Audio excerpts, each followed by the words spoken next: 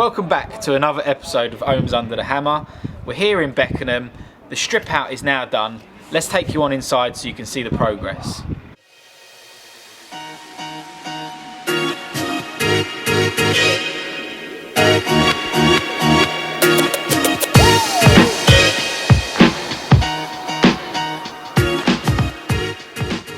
We're now 2 weeks into the renovation here at Beckenham. The property has been completely stripped out. We're back to brick walls throughout. All the plaster has been taken off the walls. And I'm going to give you an overview of some of the main changes that we've made and the progress. And then what we'll do is we'll get Ed the builder and Louis to come and speak and chip in with some of their thoughts on, and explain exactly how some of the things have been done. One of the key changes that we've made is that we've dropped the ceilings throughout the whole of the property. We've had to do that, and it wasn't a decision that we took lightly. The ceilings were really high in this property, which was a lovely feature, but the reason we've had to drop the ceilings is because the staircase that was designed to come up into the loft conversion that we're building just wasn't fitting in terms of the height and the headroom getting up into the loft.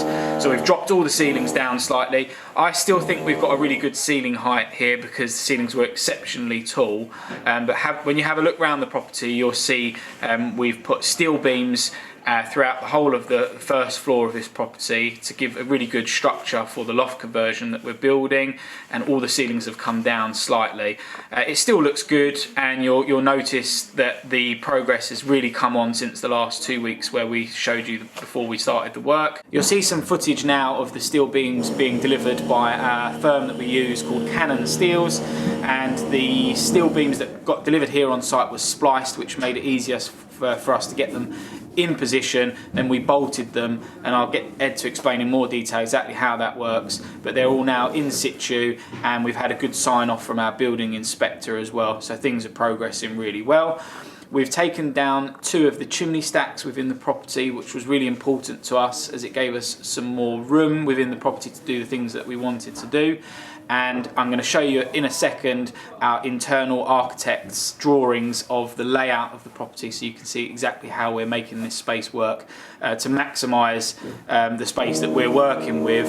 And then you can get up into the loft and you can have a look at the ridge beam that's already been installed and how we're progressing up there as well. So let's take a look at the plan of what we'll be doing to the property. If I draw your attention to this document here, this is an internal plan. Most property developers don't carry out such a detailed drawing of what they'll be doing to the property. We like to do this because it just makes it really easy for everyone who's on site to know what they need to do. This plan is drawn to scale, and it's 1 to 25, so we use a ruler to work out exactly the measurements of what we'll be doing. And if I show you, this section here is the current staircase coming up into the property, and you've got measurements of where all the spotlights are going, and it even tells you kind of that's one ring main, if you like, and then you've got exactly where everything's going to be. So previously we had a wall right here in the middle, which was a load-bearing wall. You can see that with the green dots. That wall has been removed now and is no longer there, and instead we are building a new stud partition wall here, which is going to be our service void.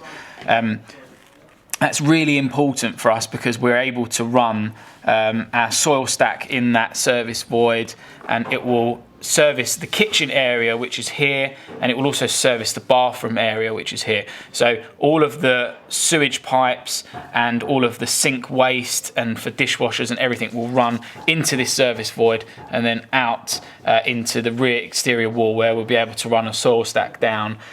Previously in this property, you may remember the bathroom was in this section here, and we had a soil stack on the front of the building, which wasn't particularly attractive and not a great use of space at all. So that's no longer a bathroom, and instead we've got a bit of a dining table area there, some seating, and then we're building out a nice stud wall which will recess a TV into. This chimney stack is remaining. This is the only chimney stack in the property that we're keeping, because we feel that will be a good feature to the property to keep that in. So you've got a really nice open plan dining kitchen area here, and we'll be blocking up this section and this section here, so there's no entrance to the dining room there. It's all from this one side. This kitchen here we're going to get designed. It's got a nice island.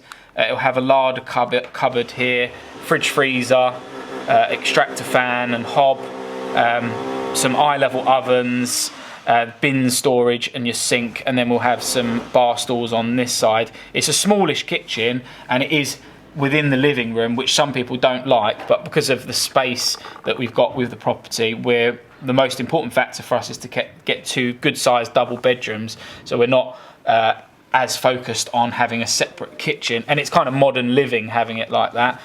Then when you come back into the hallway, you'll have a washing machine in this cupboard, and the boiler will also be in there, which is good because it allows the boiler flue to run all the way through the service void, which will be great. Spotlights throughout. You can see all the spotlights noted everywhere. You can also see plug sockets, wherever the plug sockets need to go. All of the radiators are also on the plan, exactly where they need to go, and it's all to scale. And then if you come into the bathroom, one of the really important things that we were trying to get in this bathroom is a shower and a bath. We think that's a really good selling position to be in when you're offering the property, to have that both features in the bathroom. You've got your toilet and your sink as well, and position for a radiator. We've even got on this drawing the position, the swing of the doors, which some people don't take into consideration, but we're moving the swing of some of the doors to make it suit us in terms of the layout of the property. And then finally your bedroom. So the stack is coming out of this bedroom, which we've done already, and Ed can show you that. And then you've got a small double bed, spotlights in, and we're building some bespoke, or we're going to put some wardrobes up on this back wall here. So yeah, a lot of work gone in to get this plan right. You've got everything's colour coded, so you can see if something's general building, it's in green.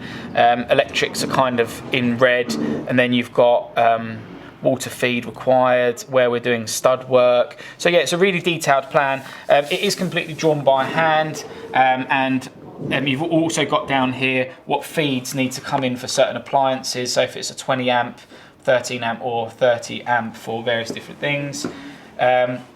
Yeah, it's really handy to have this on site, because if some of the contractors here or the people that are working don't know what they're doing, they can refer back to the plan, which just means I get less phone calls throughout the day saying, how do I do this, how do I do that? I still do get phone calls, but I can refer back to this and say, get your ruler out, and it will tell you exactly where that needs to go.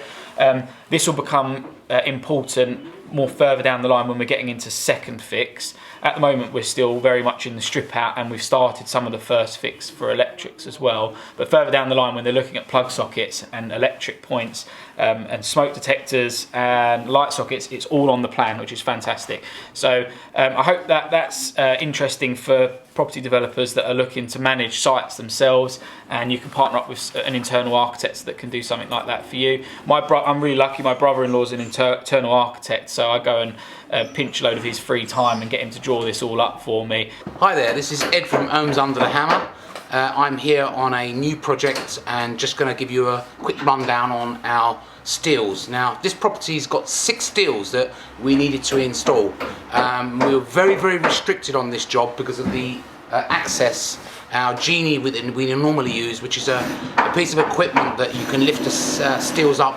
We couldn't get it up the stairs, and we've had to do it all manually. Now, I won't go too much into detail on how we did this, but we've managed to get these 6 steels in.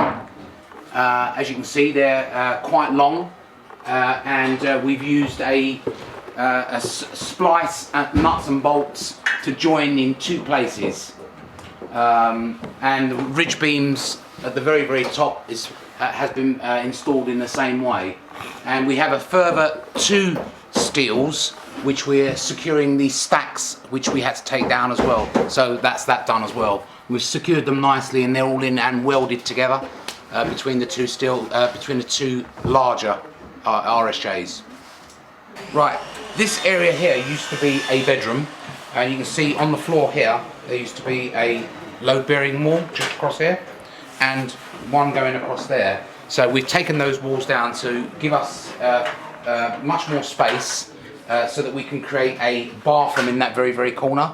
And if I take you over here so you can see, We've had to take down the second chimney stack here, and that's all been braced across with an RSJ as well, and welded to one to the other, and that's created this whole area, giving us a space to create the actual bathroom. So that's still done as well. I think we're making great progress up here, where we're going to have a loft conversion.